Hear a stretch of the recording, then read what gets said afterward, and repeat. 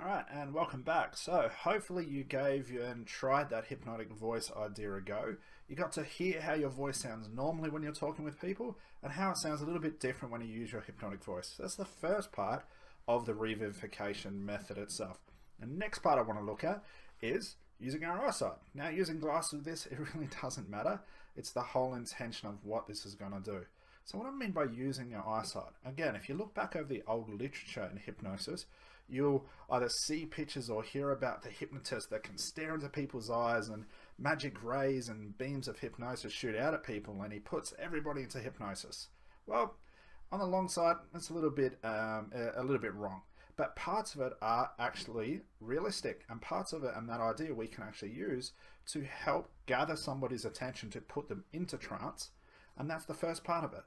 The hypnotic interaction you're having with someone, whether it's formally or informally in a conversation, you need to gather somebody's attention.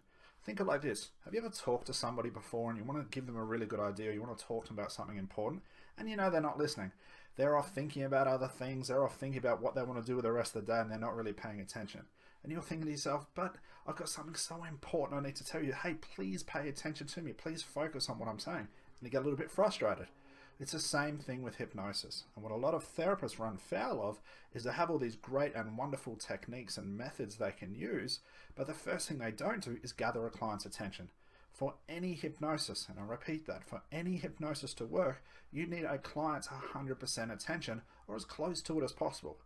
Now, what will tend to happen throughout the interaction is their attention will leave and come back, leave and come back. So you're going to take that into the equation as well. We're not going to get into exactly how do we keep the attention, because that's another course by itself. But I'll show you a very simple way to keep constant attention on you and keep feeding it back to you, as simply as just having that conversation. I mean that we're just going to use our eyes to focus attention. Now consider this. Who likes to be stared at? Nobody. If you've ever been out and about in public and you've had someone stare at you from a distance, you start to think, wow, what's this person staring at? This is really weird. But what's happening right now is, when you consider that idea, do you look away? Most times not. You simply stare at them because you're thinking, what are you staring at? And they're probably thinking the same thing, what are you staring at me for? And you've got each other's attention. So we're going to do the same thing here. So when we're using the revivification method, the idea I want you to keep in the back of your mind is, where are my eyes? Am I looking at my client to show that I'm paying attention to them so they can pay attention to me? Okay, if I want them to do it to me, I need to go first, just like the hypnotic voice. If I want them to slow down, I need to slow down myself first. Or the other case, am I looking around the room? Am I too busy looking at what I need to say?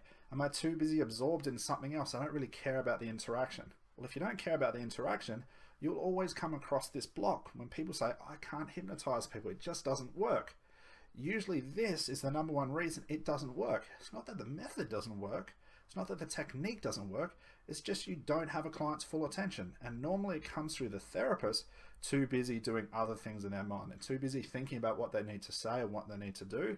And their attention is scattered. So if your attention's scattered, so will your clients be.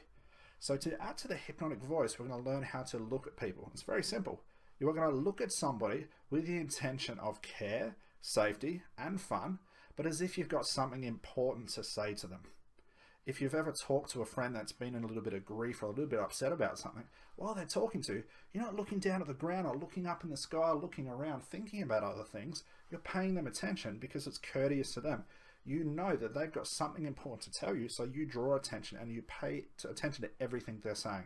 We can do the same thing here, because the revivification requires that the people we're talking to and doing this with pay attention to what we're saying, because it's an interaction. It's a conversation. It's not just, I'm going to talk at you and you're going to be hypnotized with my crazy eyesight. No, I'm going to get some feedback from my client, and this requires me to have attention on them, and they need to have attention on me as well. And it's very, very simple. So the easiest way to do this is just learn to look at somebody's eyes and look at them directly in the eyes, but put a little bit of a smile on your face. You don't want to do this in a mean way, as if you want to fight them and you're really angry and evil. You want to do this in such a way like, I'm paying attention to you right now. I'm really interested and intrigued about what you're saying. Remember, if you want them to do the same to you, you need to go first. So using your eyesight to gather their attention is very, very simple. Now, what tends to happen in a client when you're looking directly at them, it builds what we call a little bit of psychological pressure. They will feel a little bit of pressure thinking, what is this person staring at me for? What's this all about? and that will come across, and we want to keep this. But what we don't want to do is add to that our mannerisms of being evil and scary. So put a little bit of a smile on our face, be very friendly in this approach, be very soft in your approach with this, and you'll see that once you start to, what I call, lock onto people's eyes in an important way, you'll find that they'll lock onto you. And this revivification methods we're going to get through very, very shortly has even more impact. And we add the voice on top of that. It's a win-win situation for everybody. So right now we've done the hypnotic voice. We've learned how to use our eyes. So let's move on to the actual technique itself. Let's use the reason we're here, which is to learn how to use memories and this covert style. And believe it or not, we've actually started the covertness right now. We've used our eyes, used our voice, and conversation, because we're about to have a conversation. We're starting to look at covert and conversational hypnosis in the next method, which is putting it all together. We're going to learn how to use someone's memory of trance or a peaceful place to put them right back into the memory itself. It's very, very simple, very effective, and it's a lot of fun. We'll see you on the next track.